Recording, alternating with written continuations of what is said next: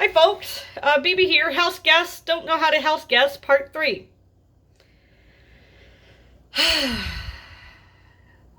I thought it was going to be the last day. It was like day number 5 of him and her being over, mooching off of us, taking over our dining room, our living room, our couch, our futon, our kitchen a little bit, eating us out of our food, our emergency foods, our last resort foods, and not even finishing the food, and then just walking away from the table mid TV show. Because when my husband and I have dinner, we watch a show. It could be on YouTube, it could be on Hulu.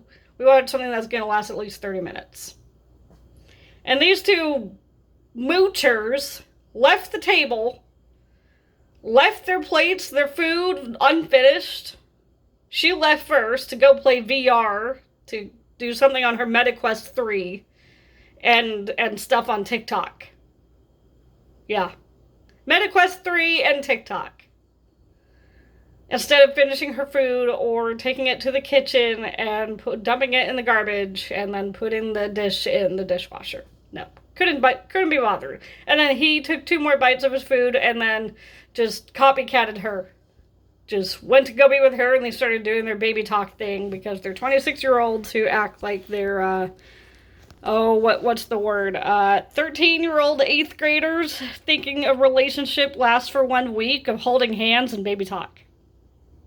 They're still stuck in that stage, and they're just like horn dogs for each other. And the only thing they gain from each other is sex and baby talk. That's it. Sex and baby talk. And then, when they took over the living room, I said, don't put anything on my puzzle table. Okay, this is my work desk. It's my workspace. It's my personal space. Guess what? They invaded my personal space. They put their things on my puzzle table. I had to put the blanket back on over my puzzles so the pieces wouldn't get all fucked up. And they kept on slamming things, like when they'd put things down on my puzzle table, even though I told them not to, they would slam things, bang things, just drop things extra heavy. They even put their drinks on there, and I'm like, no, you don't put your drinks on here. This is not a table for drinks. You put it on the end table over here. Why is there so much trash on the floor? You said you would clean up. And then they're like, okay, Mom. No, I'm not doing it to be your mom. I'm doing it to tell you, this is not how you house guest. You clean up after yourselves, which you're not doing. You're making messes. You're disrespecting our personal property, our personal space. You're eating all of our food. You're doing laundry 3 times for clothes because you only had 1 change of clothes. You didn't communicate how many days you would be over or you would be over for. Seriously. You took 4 showers in 6 days. Using our shampoo, our body wash. Eating our food that we bought at the grocery store without even asking us because that's our food. And then she tried to do the whole, you're gonna make me cry. I don't fucking care. So on Monday, of course, I have to clean up my cat's vomit because, they just let it sit there on the carpet getting hard and nasty for 3 hours. Instead of her making that connection, I have cats. My cats have vomited a few times. I should be kind and courteous and clean up the cat vomit so it doesn't get all stinky and nasty and hardened. And I should wake up my friend and tell her that. Nope, none of that. So I cleaned that up and I explained the process while they were playing video games on their VR MetaQuest headsets. And TikTok and Xbox. Oh, and they took over my husband's Xbox, like playing games he didn't even have and installing those games, which cost him money on his Microsoft account. And they didn't pay us back. So yeah, there's that too. They took over the whole living room. He had this weird smell sent to his body, to his clothes, to his personal belongings. And our living room didn't smell like our living room anymore. Same with our dining room. It smelled like someone else. It really did. And it was just this repulsive body odor, clothing, someone else's apartment smell. It didn't smell very good, and I didn't like being around it in my own home. And he asked to do laundry again, and I've said, why don't you go home and do laundry at your own home? We're out of detergent. Are you going to buy us detergent? I'm broke. Well, I'm broke too. And we live here. This is our detergent, our washer, our dryer, and you want to take a shower at the same time as using a washer for like 5 pieces of clothing? You didn't even change the settings the previous 2 times you did laundry. You had it on super. That wasted so much laundry. You should have done it on extra small. I don't know how to do that. Of course you don't. Someone else probably does your laundry for you. Yeah, my roommate's mom. Oh my god. See, house guests don't know how to house guest part 3. And it's just, I'm never having them over again. And then she hasn't paid us back for a cell phone brick battery thing, you know, like an anchor. And she keeps on, like, going to work and going to her boyfriend's place without the cell phone battery to charge her phone. And then she complains and whines all the time that her battery is dead, that her phone is dying. And I think she tried to go home. She tried to be at the train station.